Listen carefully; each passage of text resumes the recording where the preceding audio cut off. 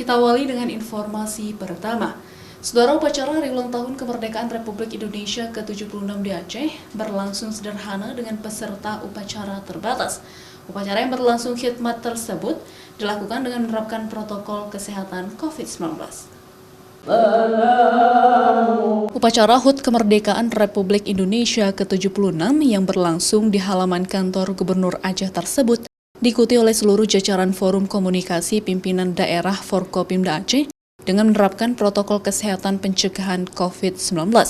Jumlah peserta upacara pun terbatas. Gubernur Aceh Nova Iriansyah bertindak sebagai inspektur upacara pada peringatan Hari Ulang Tahun Kemerdekaan Republik Indonesia ke-76 ini. Walaupun di tengah guyuran hujan gerimis sejak pagi di kota Banda Aceh, upacara HUT RI ke-76 tetap berlangsung dengan sukses. Sementara itu, dalam peringatan Hari Ulang Tahun Kemerdekaan Republik Indonesia ke-76 ini, pemerintah Aceh juga memberikan cenderamata secara simbolis kepada keluarga pahlawan, veteran, dan juga purnawirawan. Mustajab, Kompas TV, Banda Aceh.